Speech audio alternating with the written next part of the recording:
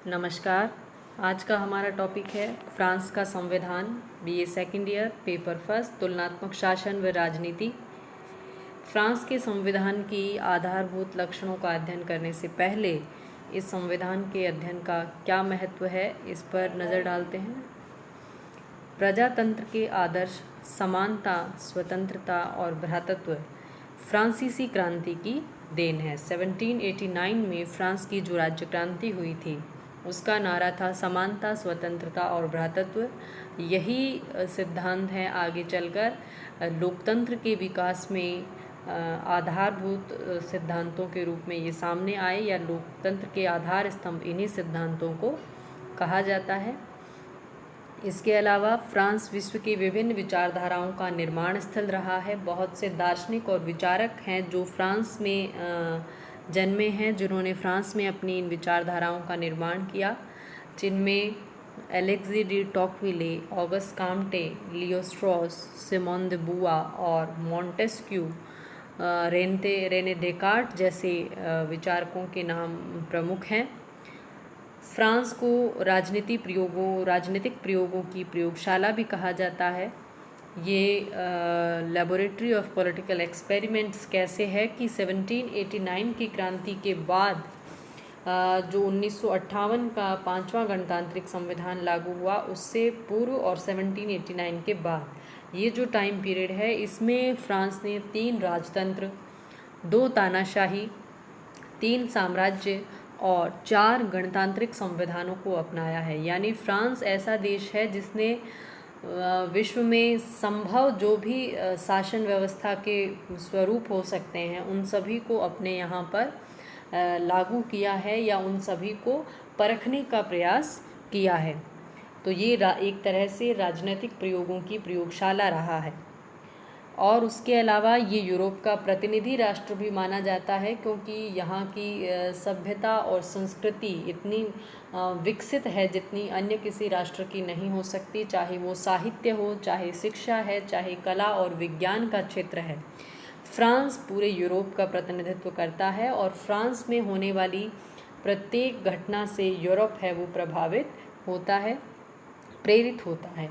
इस संदर्भ में क्लीमोइन वॉन मैट्रिच का एक कथन बहुत प्रसिद्ध है, when France catches cold Europe sneezes.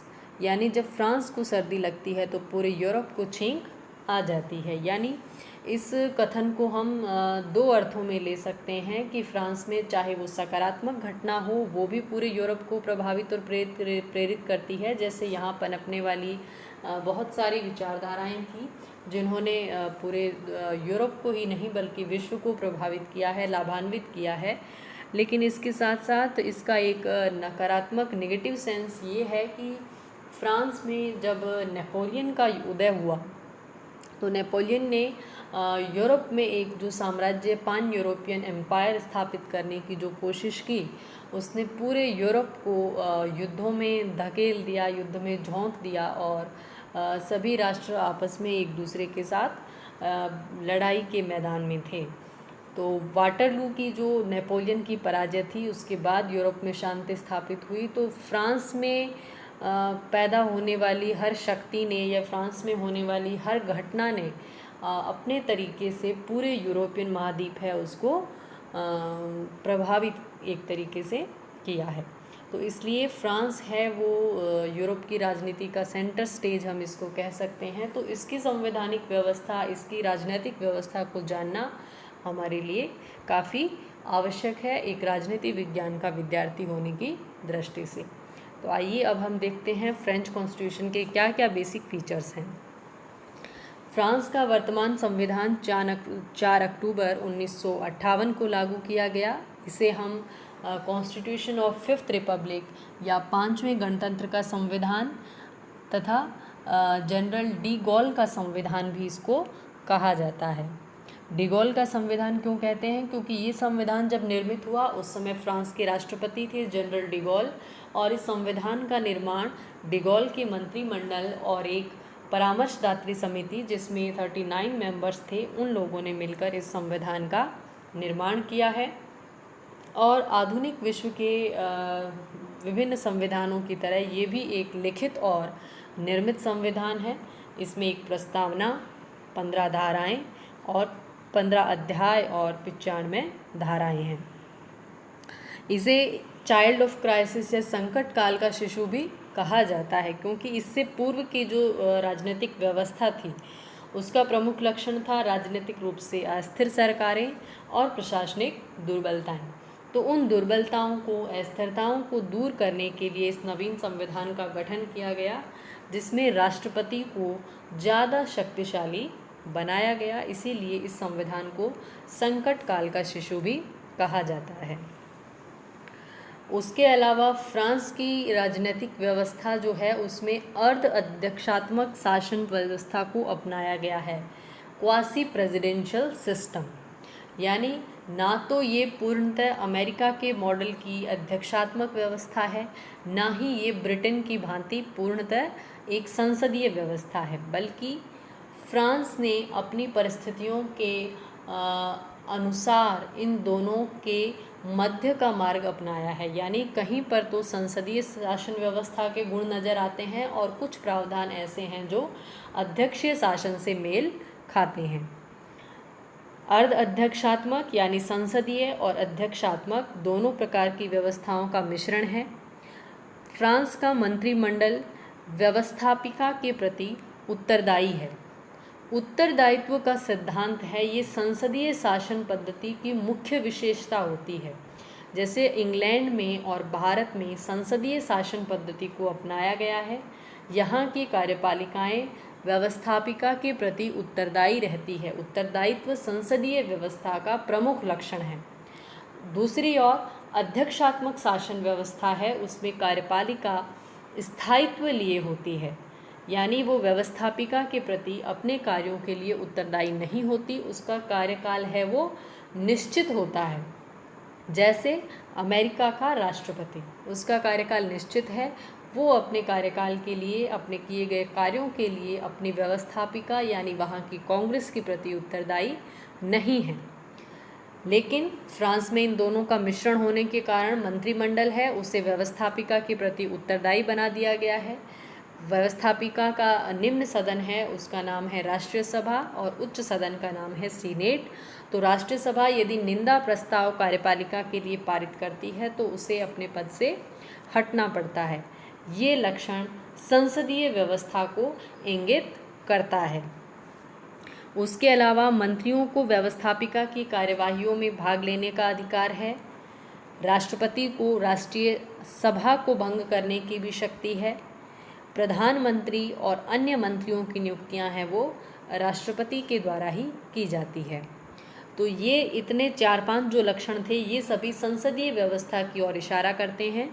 लेकिन मंत्री व्यवस्थापिका के सदस्य नहीं होते हैं, यानी कार्यपालिका के सदस्य हैं वो ही व्यक्ति व्यवस्थापिका के मेंबर नहीं हो सकते, जो कि अध्यक्षीय व्यवस्था का ही एक लक्षण है। कार्यपालिका व्यवस्थापिका से सीधे संबंधित नहीं होती है और इन्हें व्यवस्थापिका की कार्यवाहियों में भाग लेने का अधिकार है। संसद की कार्यवाही में पार्टिसिपेट कर सकते हैं, लेकिन वहाँ पर मतदान नहीं कर सकते। ये अध्यक्षात्मक शासन व्यवस्था का लक्षण है, राष्ट्रपति प्रणाली का लक्षण है।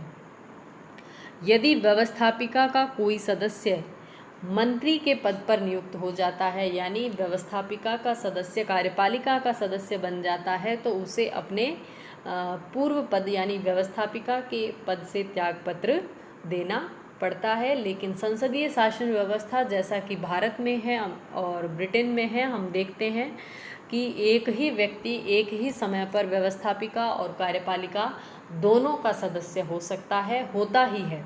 लेकिन फ्रांस में ऐसा नहीं है।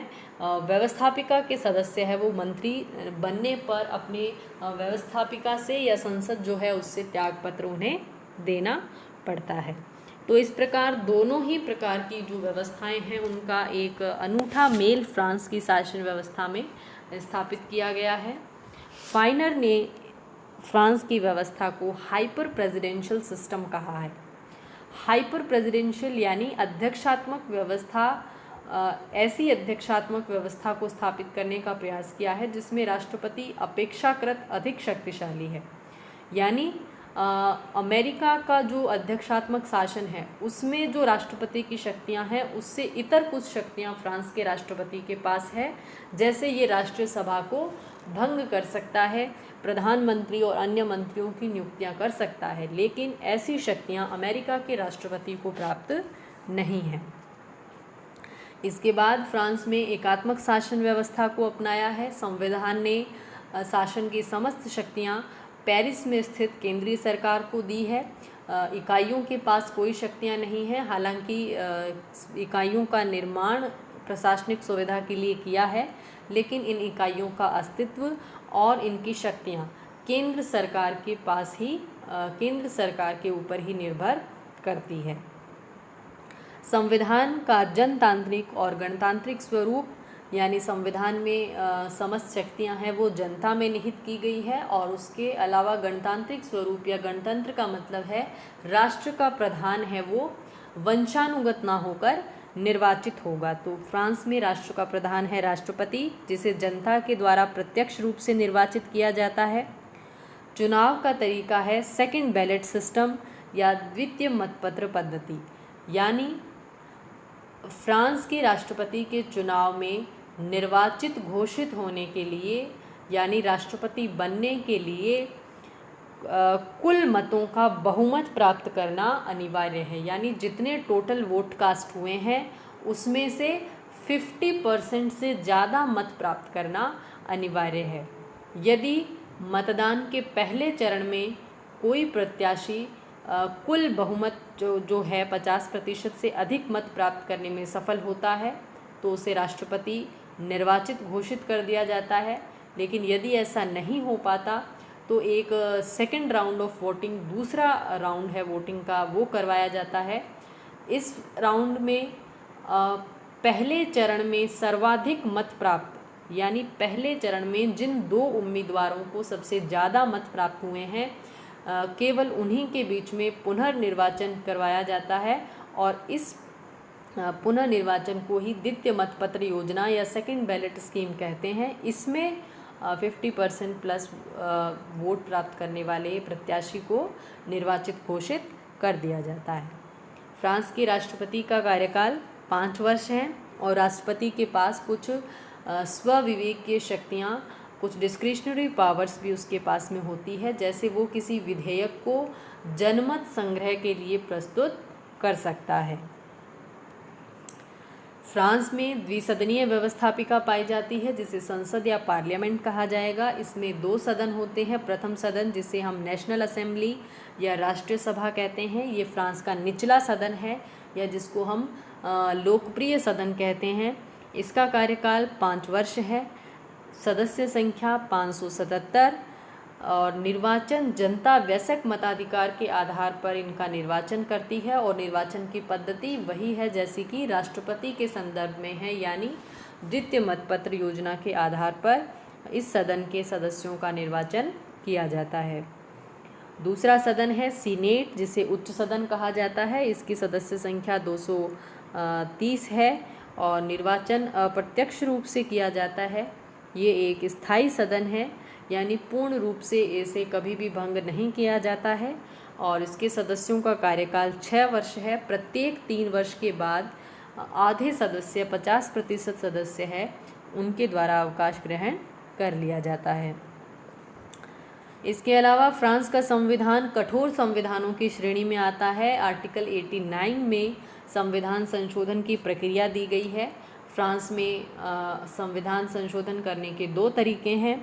पहले तरीके में राष्ट्रपति संविधान संशोधन विधेयक को संसद में प्रस्तुत करता है। राष्ट्रपति के द्वारा अमेंडमेंट बिल को हाउस में इंट्रोड्यूस किया जाता है। इसके पश्चात संसद के दोनों सदनों के 3/5 बहुमत, यानी 60% वोट से इसको पारित होना चाहिए। दोनों हाउस का अलग अलग 60% वोट है, उससे उस विधेयक को पारित करने पर वो संशोधन है वो पारित समझा जाता है। उसके अलावा दूसरा तरीका है जिसमें प्रधानमंत्री के प्रस्ताव प्रधानमंत्री की ओर से होगा, और प्रस्ताव पर राष्ट्रपति या संसद का कोई सदस्य संविधान संशोधन विधेयक को सदन में प्रस्तुत करता है और दोनों सदनों के साधारण बहुमत से पारित होने के बाद राष्ट्रपति इसे जनमत संग्रह के लिए प्रस्तुत कर देता है। यानी संशोधन की जो दो तरीके हैं, ये दोनों तरीके साधारण कानून बनाने के जो तरीके हैं उनसे अलग है। यानी फ्रांस में साधारण विधि और संविधान संशोधन विधि दोनों में भेद किया गया है, इसीलिए फ्रांस को कठोर संविधानों की श्रेणी में रखा जाता है। राजनीतिक दलों को संवैधानिक मान्यता। संविधान की धारा 4 के अनुसार मताधिकार की या जन इच्छा की अभिव्यक्ति का मुख्य साधन राजनीतिक दल होंगे। भारत में जहां राजनीतिक दलों के बारे में संविधान में कोई विवरण नहीं मिलता है, इनको हम एक्स्ट्रा कॉन्स्टिट्यूशनल बॉडीज़ कह सकते हैं, लेकिन फ्रांस में राजनीतिक दलों को संविधान के द्वारा ही मान्यता प्रदान कर दी गई है। इसके अलावा एक और अनोखी व्यवस्था फ्रांस के संविधान में है कॉन्स्टिट्यूशनल काउंसिल या संवैधानिक परिषद। ये एक ऐसा अंग है जिसके 9 सदस्य होते हैं और उनका कार्यकाल भी 9 वर्ष है। प्रत्येक 1/3 सदस्य है वो प्रत्येक 3 वर्ष के बाद हट जाते हैं। इन 9 सदस्यों की नियुक्ति किस प्रकार होती है? 3 सदस्य राष्ट्रपति के द्वारा, 3 राष्ट्रीय सभा के अध्यक्ष के द्वारा यानी निचले सदन के अध्यक्ष के द्वारा, और 3 ही सीनेट के सभापति के द्वारा चुने जाते हैं। इस परिषद का काम क्या है? कानूनों की संवैधानिकता की जांच करना। यानी जो काम हमारे यहाँ पर साधारण न्यायालय करते हैं, हाई कोर्ट, सुप्रीम कोर्ट करते हैं, कॉन्स्टिट्यूशनैलिटी को चेक करना, कानूनों की संवैधानिकता की जांच करना, या जिसे हम आम बोलचाल में न्यायिक पुनरावलोकन कहते हैं, वो काम यहाँ पर साधारण न्यायालयों से न करवाकर एक संवैधानिक परिषद के द्वारा पूर्ण है उसको किया जाता है। इसीलिए इस शक्ति के कारण इसे फ्रांसीसी संसद का तीसरा सदन भी कहा जाता है। प्रशासनिक कानून और प्रशासनिक न्यायालय, ये भी फ्रांस की राजनीतिक व्यवस्था की एक अनूठी विशेषता है। फ्रांस में 2 प्रकार के कोर्ट्स होते हैं, एक तो है सामान्य न्यायालय और दूसरे हैं प्रशासनिक न्यायालय। सामान्य न्यायालय है वो नागरिकों के परस्पर जो विवाद हैं, चाहे वो दीवानी विवाद हो, सिविल मामले हो, चाहे वो क्रिमिनल या फौजदारी मामले हो, नागरिकों के आपस में जो प्राइवेट अफेयर्स हैं उनका निपटारा करने के लिए सामान्य न्यायालयों की स्थापना की गई है।